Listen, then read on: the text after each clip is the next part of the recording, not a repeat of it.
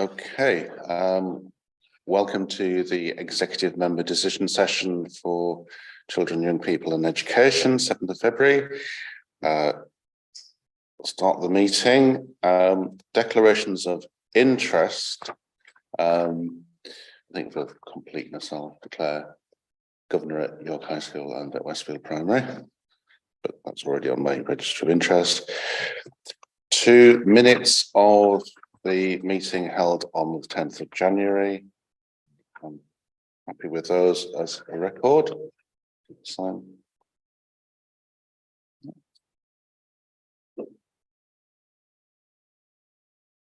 And then item 3 is public participation. We don't have any today. Before we come to the business of the meeting, there was an item that had been published that won't be taken today in relation to schools transport to Tadcaster Grammar School. Maxine, would you like to give an update on why that's not been taken today? Yes, thank you, Councillor Waller. On the advice of the monitoring officer, the item on free discretionary transport to Tadcaster Grammar School was removed from the forward plan, largely because it would be impossible to manage the consultation process prior to the full council election in May. So the decision was taken to remove that from the forward plan, and that decision, that process and around decision making will be postponed until after the induction of the new council. Thank you for that. And just to clarify, that would not lead to the removal of transport for existing pupils at Tadcaster Grammar. No, it would not. It would only relate to young people who are opting for Tadcaster Grammar for year 7 for 2024. Thank you for that. Right, that brings us on to agenda item 4, the annual Childcare Sufficiency report, which is an update from the report we received in November. Thank you, Councillor Waller. This paper provides an update on how we're meeting our statutory duty to secure sufficient early years and childcare across the city. It gives an overview of the current early years and childcare market in York, looking at both supply and demand and the key challenges that the sector are currently facing. The findings of the report have been informed by local provider and parent surveys, and they're carried out on at least an annual basis. Sufficiency data, which is submitted by early years providers, and also local intelligence. Looking at supplier provision, there has been a slight reduction in the number of providers and places offered across the city over the last year. Some providers are also having to cap their numbers of places that they offer at the moment due to recruitment and retention issues, and this is resulting in a small amount of unmet need across the city. As I highlighted at the November briefing, there is the ongoing challenge of childcare issues for a small number of early years children with SEND, and for some school-age children in terms of out of school and holiday provision. This continues to be an area of focus for the local authority. We have a family information service who offer brokerage support for families to try and find suitable provision, and we're also working with partners in the city to identify potential solutions. Regarding the demand side, it is a mixed picture. The majority of providers are not seeing a change in demand for funded places, and most providers, when we're looking at the other places, so baby places, paid for and ad hoc places, they're either seeing no change or an increase in demand, a slight increase in demand. So it is a relatively stable picture in terms of demand across the city. I'm pleased to report that take-up of the funded entitlements for 3 and 4-year-olds does continue to remain high. And whilst the take-up for funded 2-year-old places has decreased slightly over the last year from 97% to 92%, we believe this is due to a change in guidance from the DfE, which has resulted in a change in process. So previously, families were generally automatically eligible for a funded place, whereas now all families do have to go through an application route and apply for a place. And that's obviously putting an extra step in the way and another process which we think is just providing a barrier for some families in accessing a place. But we have been doing a lot of work on continuing to improve that engagement. 92% is above the national average, which is around 72%, but obviously we want to get that percentage as high as possible. So we've worked with Nesta to look at ways of improving engagement with families. We're looking at communication methods. We're looking at the content of the letter that we send out. So we're continuously looking at the process and the system just to try and get maximum take up of the funded two-year-old places. When we're looking at some of the main challenges faced by the sector, as you'll be aware, there is historical underfunding, and the current economic climate with rising operational costs does mean that the early years and childcare market is still very fragile, and that is nationally as well as locally. We know that during the pandemic, many providers had to use savings and reserves to maintain the cash flow and maintain sustainability. So that has left a lot of them with either greatly depleted reserves or no bank reserves. So the future sustainability of providers does remain a concern. We also highlighted at the November briefing the recruitment and retention challenges which are being faced by the sector. And again, this is a national as well as a local issue, but this does remain a significant challenge. So we have a severe shortage of staff, and that is due to several factors. So there's low levels of pay in the sector. There's a lack of interest in the early years and childcare sector as a career option. And we're finding that we're losing staff due to early retirement and general lifestyle changes following the pandemic. So all of that is compounding to give us a staff shortage across the city, and we are starting to see that impact on numbers of places that are being offered. That said, we have been working really closely with colleagues at Job Centre Plus, with Alison and her colleagues in the skills team and with the Apprenticeship Hub. So we're looking at solutions, both short term and longer term, where we can support providers at a local level.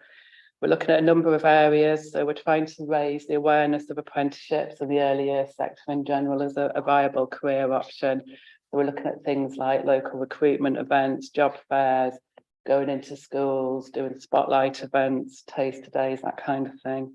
We'll also offer a service where they promote current vacancies that exist. That can be apprenticeships or just standard vacancies that exist in the sector.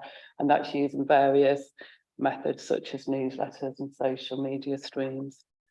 One of the other areas that we're looking at is exploring the potential of using a national initiatives like boot camps, where we may support providers with training needs. So for instance, maybe looking if there was a need for improving basic math skills, looking at a training course that would support people to do the course and then secure an interview with a provider at the end of that for looking for a vacancy.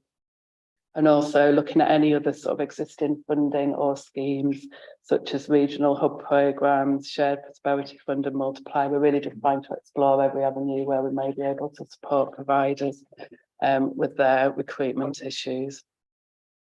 We know there is a large volume of proposed housing development across the city, and that is a challenge as well as an opportunity for the market.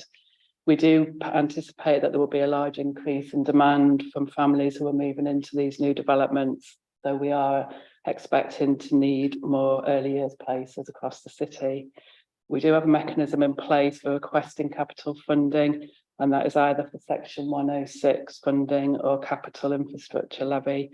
And we'll use this when we receive planning applications, and we don't think we're going to have enough places in that particular area of the city. And that funding is then used to either expand places at an existing provider, or if it's a larger development where we're looking at a larger number of places, potentially building a new early years provision. With this in mind, priorities for the coming months will be to continue working and supporting providers around their recruitment and retention issues. So continuing the work with the skills and apprenticeship teams and other partners to support the sector. We're also continuing to raise this with ongoing dialogue with the Department for Education, highlighting the current issues, and that's obviously combined with the underfunding issues as well. We do have local regional groups, delivery partners, where again we're continuing to sort of raise the issue and campaign to support the sector in that area. We will maintain a focus on improving access to provision for children with SEND, both for early years and for the wraparound care for older children. We're continuing to work in promoting the take-up of the early education entitlement with that continued focus on the funded 2-year-old places. And as I said, specifically looking at how we can engage with those families that are harder to reach. In regards to increases in demand from new housing developments, we'll look to secure the necessary capital funding to support the early years and childcare infrastructure, and then procure the required places, which we think we will need to meet forecasted demand. And finally, we'll continue to work with providers to support and advise them and assess the longer term impacts of the pandemic, as well as maintaining that local intelligence regarding the state of the market and the stability of the sector. Thank you for that. Thank you for that, Nicola, and a lot of information contained in there. And thank you for the work that's been done since the November meeting to meet with ward councillors in those geographic areas that have been identified as having shortfalls in provision. Just a couple of questions. The issue that you raised about the barrier that's been created by the move from automatic sign up to funding places for 2-year-olds and this new form filling. Thank you for raising that. I will raise it with the minister, whoever that minister is, by the time this meeting finishes. As it's a reshuffle, but for those 5% of 2-year-olds, it's a bureaucratic hurdle that we just don't need. It is, and it has been something, because this was a process that every local authority generally was using around automatic eligibility, because we were aware some of these families were very difficult to engage with and hard to reach, and to try and make that process as easy as possible. And like every other local authority, although it has only been a short, small downturn, it is a small number of families which could be accessing. And it's likely to be those 2-year-olds who you really need want most engagement with. So follow that up. In terms of SEND provision, Maxine, do you want to give an update on the steps that have been taken to bolster that provision within the city? Yeah, obviously, in common with the landscape nationally, SEND provision in the early years is on the screen. Yeah. SEND provision in the early years is one of the areas where there are particular sufficiency issues, particularly for those with the most complex needs. What we've been doing in the city is looking at how we can work with individual providers to help support them through the Early Years Inclusion Fund, also through the banding within the education, health and care plans. But we have also identified that there is a gap for those with the most significant levels of complex need. And we're starting a piece of work to try and attract new providers into the markets by working with providers in other local authorities to try to attract and do some market making to bring a new provider into York. When do you think you'll be able to have an update on that? Would that be for the next quarterly? Yes, for your next quarterly. Yes, yeah, so that, I think that keeps it visible of the work that's being done. Just another few questions. Really like to thank those providers who have started anew. That without these 7 new providers, then there would be a more pressured position. So that's encouraging that people are taking that initiative. And I appreciate that over the last several months, there have been individual providers that have closed for a variety of reasons, and that a lot of work has gone into ensuring that that pool of staff is retained within the city where possible. Yes, that's the one positive. Whenever we have a close-in provision, that there's a lot of work that supports those staff in finding alternative provision, because we know there is a market out there that's desperately need practitioners. We can then put them into different provision. That's positive. That you know that experience is retained. The report mentions the parent survey summary,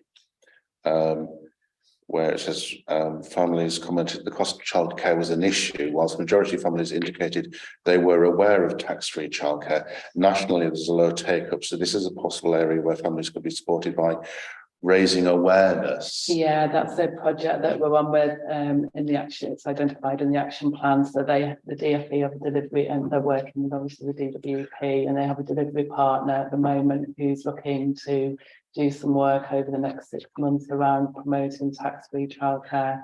So we do regularly attend their webinars, and we're working with colleagues internally to. So this is you're engaging with City York Council comms. Yes, we are. So So we're working with Family Information Service, this City of York Council comms. So we've got that communication plan, and they put out various. They have sort of social media icons and that kind of thing. Right. Which we're constantly pushing. So I think that would be helpful in the quarterly update, just to know you've identified this for the parent survey. It's useful to feedback to parents that we listen to that, and this is what we have done to improve awareness. I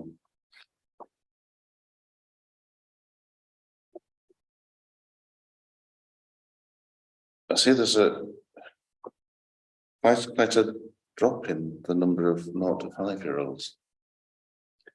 In the Yes. Yes, for the birth rate. So this is one of the challenges that we're always working with, that is constantly changing, but also that because of where York's positioned, we have lots of children sort of both coming into the city to take up provision, but also going out of the city. So it's always we don't always just look at the birth rate, because we're aware there's so many other factors which affect the demand side. Yes.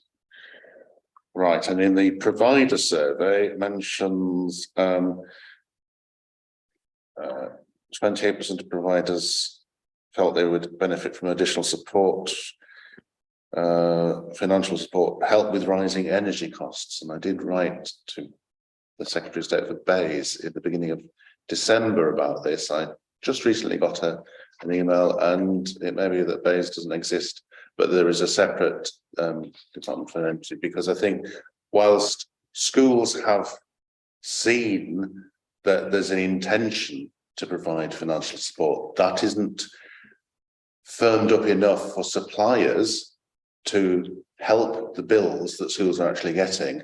And many providers are not actually covered. They're falling between two stools in terms of they're not a small business and they're not a school, but they still have dramatically increased energy costs. So that's something that I'll be following up after the meeting. So thank you for the work that you've been doing with Alison in terms of accessing all the training and apprenticeship and other ways of drawing more people into this sector. And just in terms of the capital infrastructure levy, which will be a new feature, is that being factored into the development council-wide of that? It's his. We have a strategic plan that we're developing. We are working really closely with the property services development house builders to make sure that we've got that in there. We do have a mechanism whereby any new development we are automatically sort of engaging with them, and we make those requests. So, yeah, there was a process and a strategy in place to support that. Right, so thank you for that and for the work that you do meeting the Department for Education and the regional groups and delivery partners to get the message across about what the sector is facing. As this is an updated report from November, there's been a lot of work done, and now we're in a position to brief the two MPs and to take the issue to ministers to show that we are playing our part in responding to the national situation, as well as providing local information on this issue. So thank you for that report, and I'm happy with the recommendation with the additional points that have been raised today. Right, thank you for that. Brings us on to item 5, which is the early years strategy. Thank you, Mr. Waller. The report provides the executive member with an update on the work that's taken place to develop the Early Years Partnership Strategic Plan. The plan has been developed by the Early Years Partnership Board, which was formed after an early years peer review that York participated in September 2020. That was a virtual peer review because it was actually during COVID.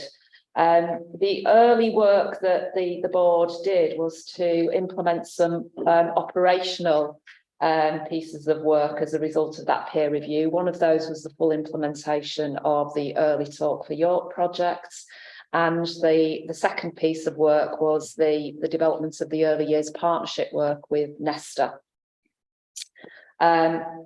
Alongside that, the partnership group has been developing a strategic framework in which further work on the early years now sits. And the Partnership Board strategic plan is that framework. It's centred around developing a whole city-wide understanding of the importance of early childhood development, particularly around the importance of the developments of the brain in the early years and in the first 100 days of life, and the impact that has on secure later life outcomes. So it's really positioning the importance of the early years in the developments of every individual, and also the way in which secure relationships in the early years, particularly around attachment, are so crucial to childhood development. The work of the operational work of the Partnership Board, we feel now strongly aligns with the work that's taking place to develop the family hubs. And obviously they have a key role in making sure that work around the work 0 to 5, the work with families, the developments of the understanding of the early years is embedded within the work of the family hubs. And Rob Newton is involved as part of that Family Hubs delivery group.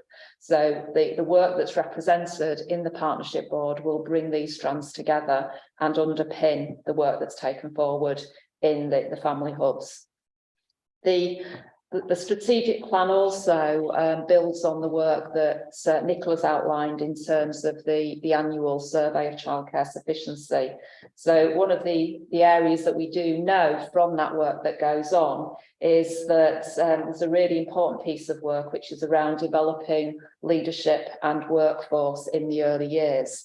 So as a city, developing core practice standards led by the Early Years Partnership, so that there's a benchmarking and understanding of the practice standards across education, health and care, which support that better start in life. That work has been taking place over the last couple of years, particularly related to the partnership with Nesta. The Nesta work has also centred on better data sharing to inform decision making.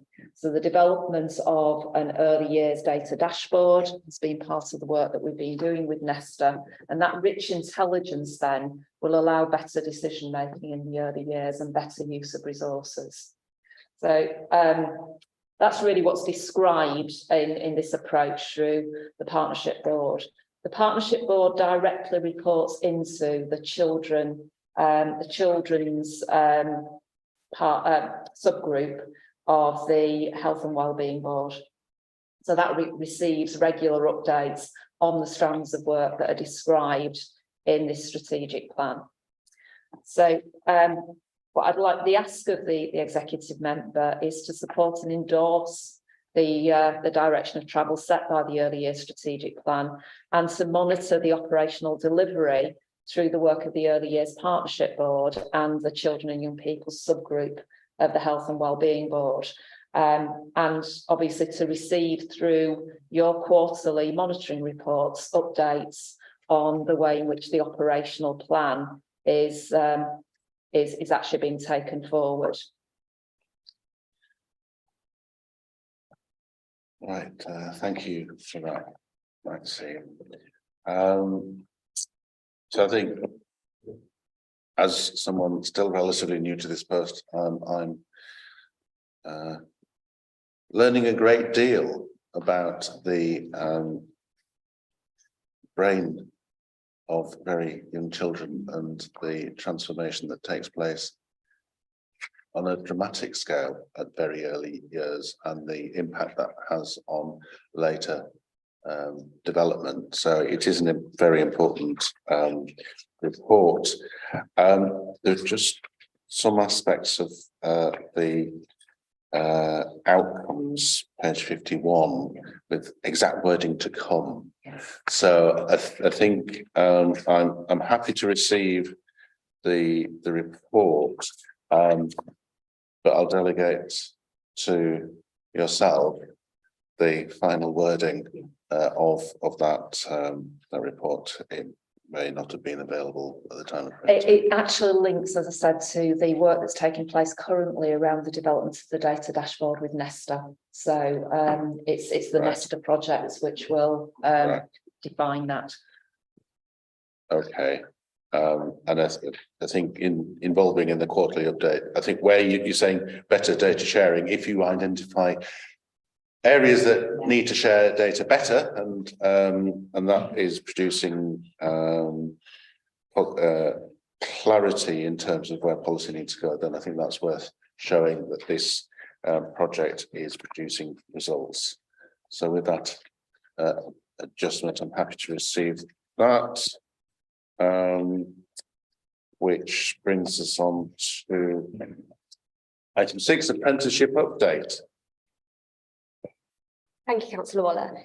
First, I'd just like to say I'm really pleased to be bringing this to you during National Apprenticeship Week, which is this week. And before I start, I'll just plug our regional apprenticeship recruitment event, which is taking place tomorrow at York Racecourse between 1 and 6 p.m. And by way of an update to the figures in the paper, we now have almost 90 exhibitors, the vast majority of which are local businesses. So in terms of the paper itself, we have been able to report on the final full year data for the 2021-22 academic year. And the figures are positive for York and very much in line with the national picture. So we had increased number of starts across all age groups for apprenticeships in York, and that amounted to a 15% overall increase compared to the previous year. Of particular interest to yourself in this portfolio is the 31% increase that we had for starts by 16 to 18-year-olds. And this is actually higher than the national equivalent figure, but brings us back in line with that overall picture. As I said, a really positive increased number of starts, albeit not back to the pre-pandemic levels just yet. What we've also reported on this time is actually how York and residents are benefiting from the apprenticeship levy on that wider scale. So almost 2/3 of the apprenticeship starts across all ages were funded by levy. And again, that aligns nicely with the national picture. So it shows that our residents and our economy are benefiting from that. In terms of higher level apprenticeship starts, which again are of interest because that aligns with one of the key commitments in York's 10-year skills strategy, we say that the vast majority are by those aged 25 and over, and indeed by those who have had employment for a minimum of 6 months. Again, that is not unusual. It's in line with the national picture, but it does show that we are really supporting those higher level skills through the apprenticeship pathway that the city needs. In terms of the work of the Impartial Apprenticeship Hub, and very much that aligns to the take-up of 16 to 18-year-old starts, but also for all ages. You can see some of the work that we've been doing to target that younger age group. We talk about the Year 11 Taster Days, which took place in January. They were offered out to students right across the city, and there were 27 that took up that opportunity across 6 key local businesses. We also continue to partner with the National Social Mobility Charity, Career Ready, and that's currently supporting 46 York students in 6 forms to actually look at different routeways and pathways, including HE, but actually apprenticeship opportunities too. As a local authority, we continue to work in partnership to really champion apprenticeships for all, and that continues through our own CYC appointment and recruitment opportunities. So we continue to offer guaranteed interview schemes for young people who are care experienced, and also those who have a recognised disability. Indeed, they have to meet the minimum criteria for the role, but that's a really positive scheme. One of the updates you asked for in November was around the provider access legislation that came into effect at the beginning of the year. The main update really to say is that statutory guidance has now been issued by DfE, and our partners at the Careers Hub, who run that local offer, are actually delivering training sessions for schools to really help them to meet that requirement. And again, by working in partnership through some of our networks, such as Careers Enterprise Network, such as the Careers Education Network and the York Apprenticeship Provider Network, we are really continuing to support our schools and our local careers leaders to offer that parity of experience to our young people. I mentioned CYC apprenticeships. The overall figure is very similar to that in the last report. We've got 81 active apprentices across the council at the moment. We've had successful people completing their endpoint assessment, and obviously new starts, so that figure is stable. What we continue to do is engage colleagues, so our HR team work with colleagues right across the council and have been putting on face-to-face events, both here at West offices and at Hazel Court. One of the things I didn't mention actually was around the apprenticeship vacancy market at the moment. And actually that is stable for York. We've seen around kind of the 80 mark per week of vacancies across the city, across our key sectors and our growth sectors as identified in the skills strategy.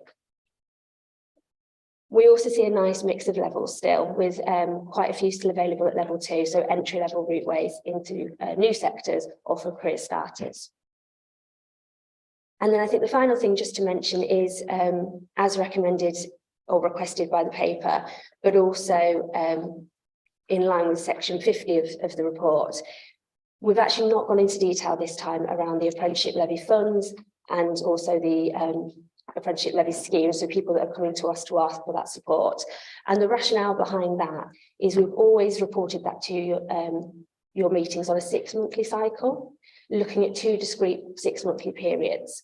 And actually taking that as a key performance indicator, it makes sense to continue to do that on a 6-monthly basis to ensure meaningful reporting.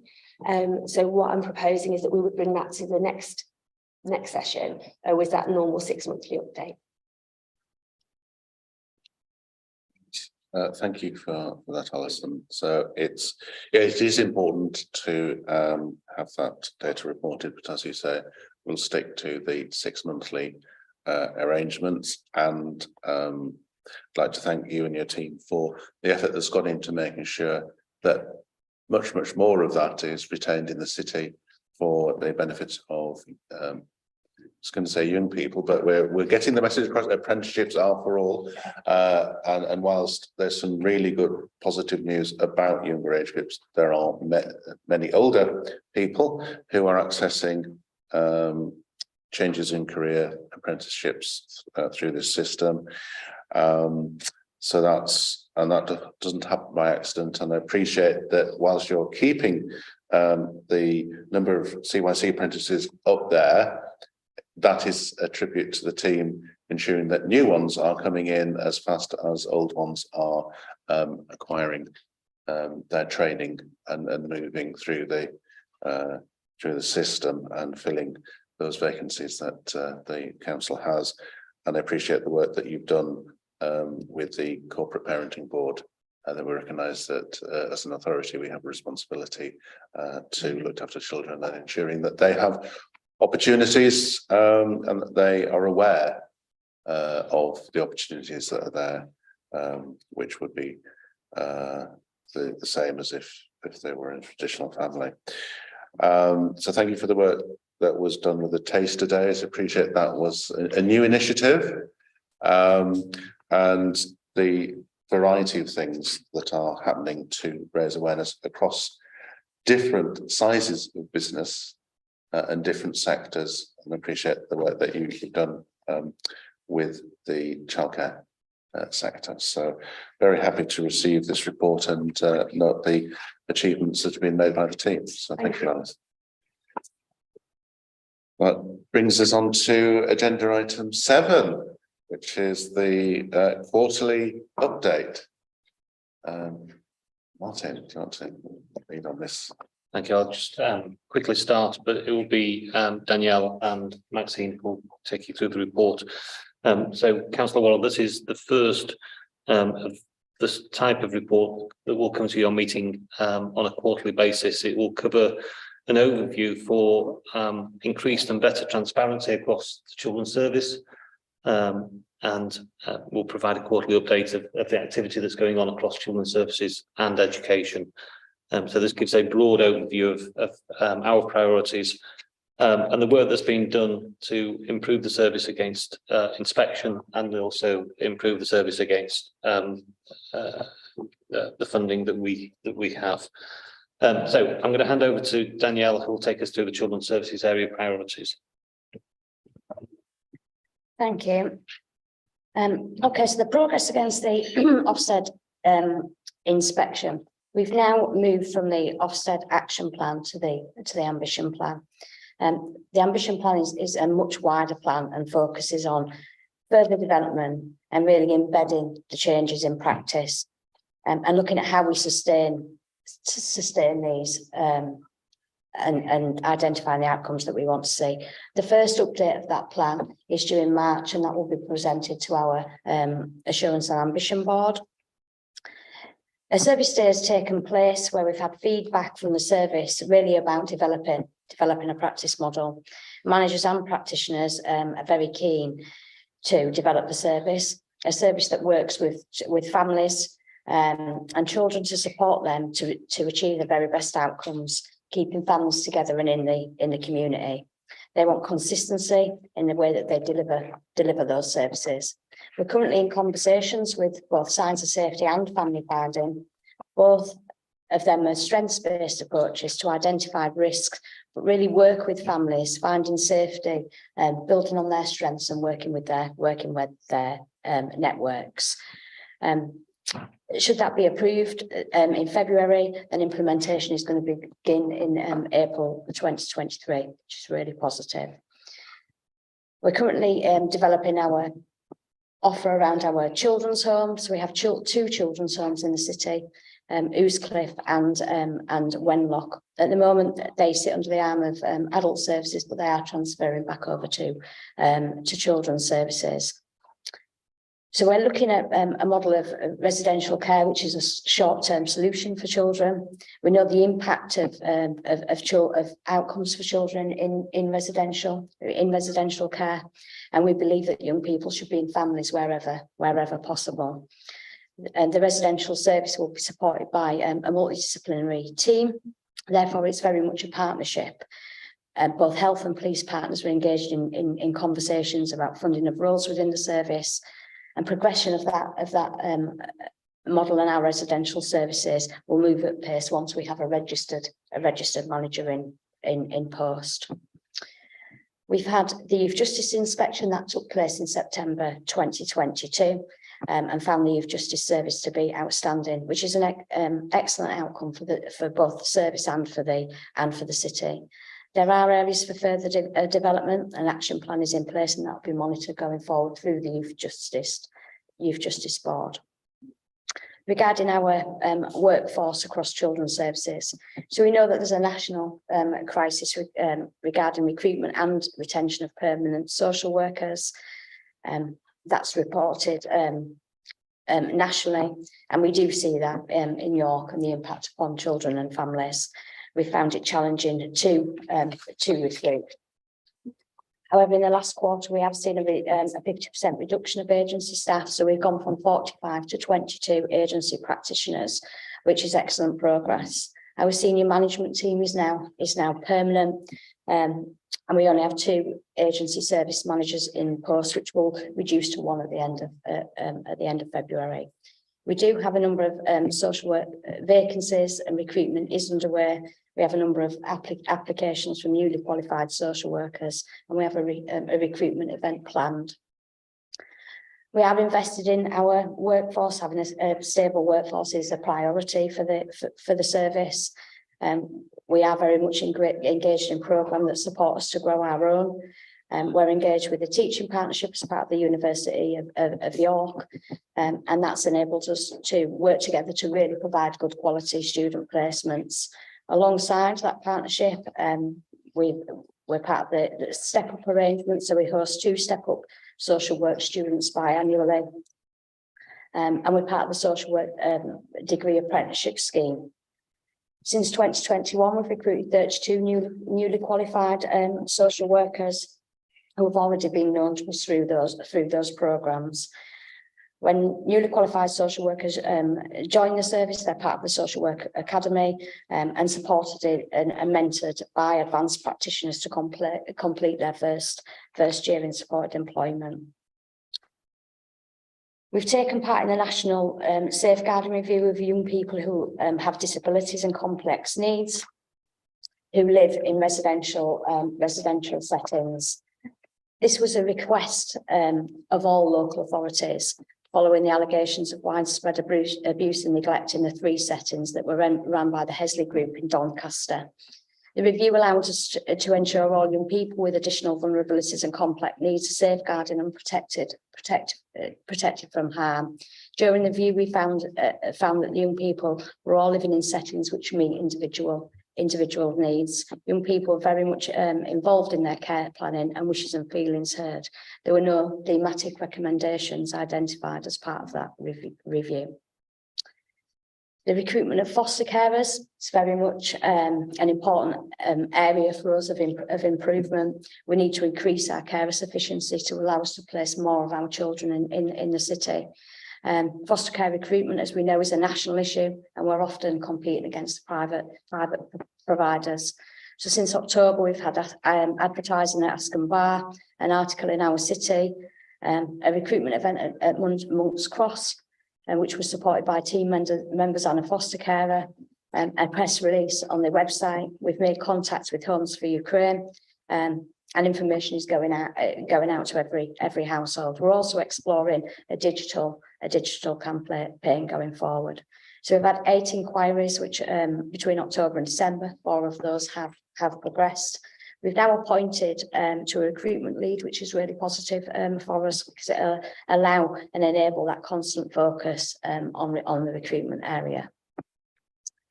Regarding our up and coming audit activity and our front door health check. So audit activity continues on a regular basis. We now have a quality assurance board where all of our learning is considered and driven forward. Our quality assurance activity is also reported into Ambition Board. We have a front door health check, which will take place in March or April, and that's really to look at our partnership and the work of our front door multi-agency safeguarding. We have requested a review of our quality assurance arrangements from other local authority colleagues, and we will request a peer review of our leaving care arrangements later this year. The front door health check and peer reviews are part of a regional agreement with other authorities. So we can request reviews, but we're also participate in reviews in other areas. It's very much about learning from one another, and it reduces the need for us to pay external agencies. All of that information is available during inspection to evidence the work we've undertaken around learning. Foster carers have raised issues of allowances. North Yorkshire are undertaking a benchmarking exercise, and they're going to be sharing that very much across the region, so we can all have a look at that. So we're waiting to receive that, and then we will agree the next steps. Work across family hubs very much continues after the one-off funding earlier in 2022. There's been a number of activities that have taken place within Q3. A briefing was previously delivered on the 30th of November. We're now moving into the key activity in Q4, which really looks at systems mapping, understanding our local strengths and our areas of development.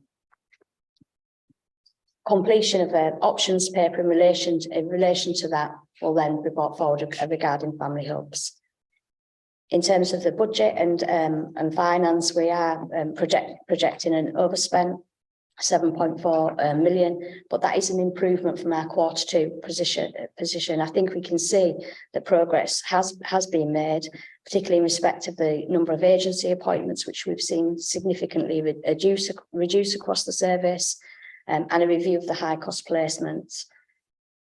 Given how far we are into the financial year, it's a modest reduction of the projections, but it is expected to save up to 2 million on an ongoing basis if we can maintain that through 23-24. Thank you. I'll take Maxine's and then we'll come back for questions. Okay. Since your last briefing, Councillor Waller, we've had the SEND inspection revisit, and that resulted in us being judged to have made sufficient progress against all 4 areas of significant weakness in our written statements of action. That now puts us in a position where we are moving beyond the written statements into the development of the operational plans that sit under the SEND strategy. A series of workshops have now been put in place during February, which will be used to review the SEND strategy and develop those operational plans. They've been open to a wide range of stakeholder groups, and those workshops will be completed by the 2nd of March with a view to the publication of a draft operational plan in April. We've also identified a series of thematic audits of education, health and care plans, which will take place in March, April and May. The outcomes of those audits will be reported to the SEND Partnership Board and will be used to target improvement work across education, health and care in terms of the quality, consistency and delivery of the plans.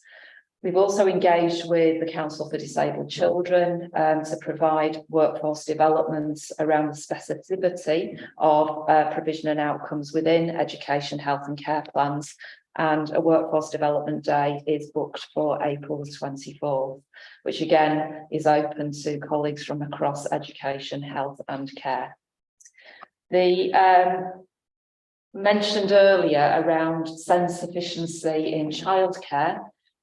Work is continuing through the early years team to explore links with potential providers in Leeds and North Yorkshire to look at market making in York around after school provision for young people with complex care. We continue to work with individual families that are finding it difficult to find consistent after school provision, and the family information service brokerage service continues to be very important to that. The admissions team is entering its busiest time of the year as they're working towards the national offer days. At the moment, they're obviously on track with completing those allocations in line with the requirements of the national offer days. There's an added complexity this year in terms of finding additional school places for children placed in the contingency hotel. The admissions team has found a flow of information around those young children and young people a particular challenge this year, and our admissions manager has been feeding back to me as the partner that's been working on the data sharing around that. Some of the issues around that data being inaccurate, which has added complexity to the placement of children in suitable school places. The team have been using the fair access process to ensure that the school places can be allocated as quickly and as equitably as possible. And they have been taking into account the particular pressures that certain areas of the city have around the delivery of school places, particularly in the South York corridor.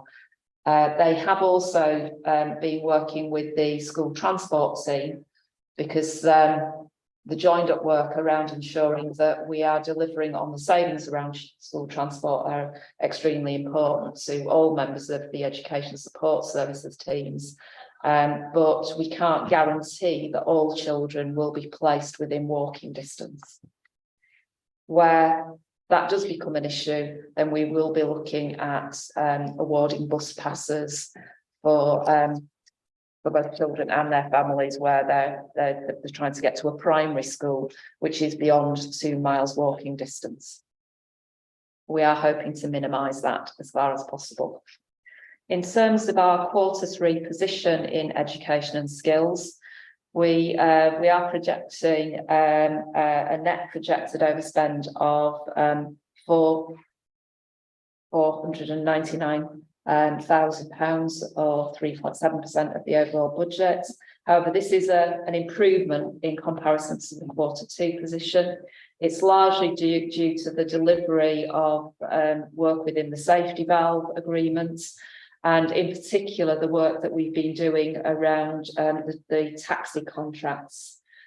So really reducing the costs of taxis, and that's thanks to the work of the transport team, who've been really rigorously identifying efficiencies around route planning and working in close partnership with the taxi contractor to drive down costs.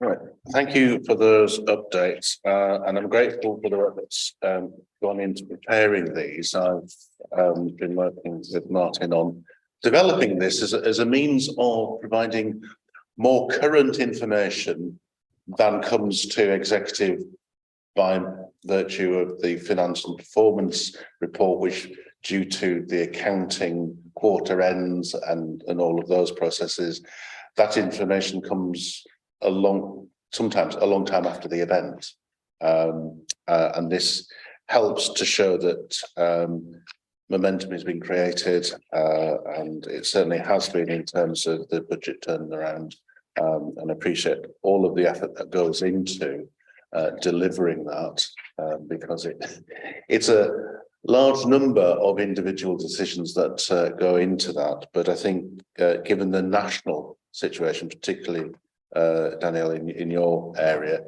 that nationally, talking to colleagues in other councils, the phrase that it's broken, and therefore there has been a utilisation of public funds to create private profit, and that's not enhanced the provision to the young people, and it has to be about the services to young people. And the more that we can keep young people within the city and in settings that we are familiar with, they are familiar with, and that we know what's going on, then some of the national headlines, stories can be more readily avoided, and a better provision for the young people.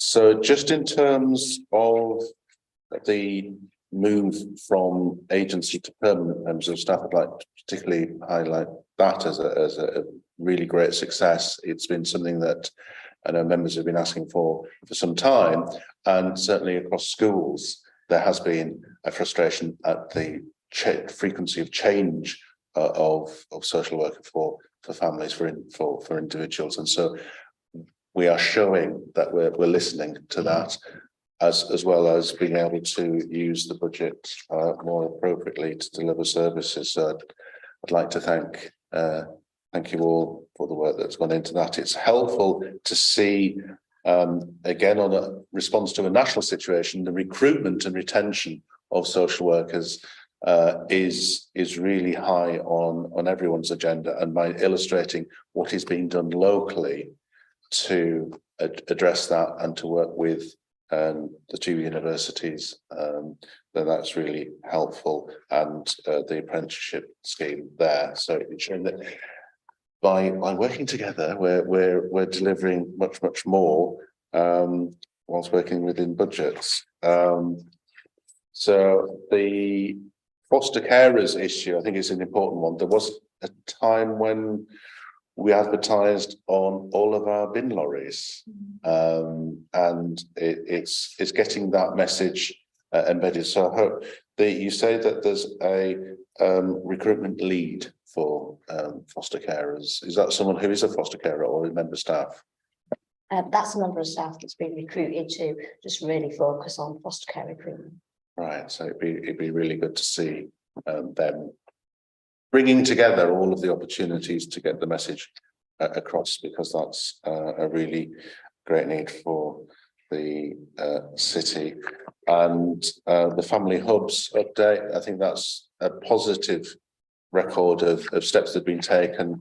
It is a one-off funding, and it is about drawing in partners, but I think emphasising that it's about the service and the experience primarily, and getting that right, and making sure what it is we're seeking to achieve, and recognising that it's not just the council doing it, it's getting partners to deliver jointly as well. And that again follows a lot of the work that the comments I get from schools about joining things together so that there's more support. And so thank you, Danielle, for the finance position. I think that demonstrating for an ongoing basis of £2 million, that is a significant addressing of the financial position. And I think it's done in a way that you can demonstrate children not losing out. They're actually getting a better service, and we're able to put resources into earlier work, which will pay dividends further down the line. So it's a virtual circle. And again, I appreciate the work that's gone into taxi contracts. It's not always an easy forum to be in, but thank you very much for that. And I think it's helpful because some of this information is reported to boards that aren't public meetings, so ensuring that information is readily available to members to look at, that's really helpful. So thank you for that, and I'm happy to receive that quarterly report. Okay, so that brings us to the end of the items. I haven't been advised of any urgent business, so that brings us to the end of the meeting. Thank you all for your attendance.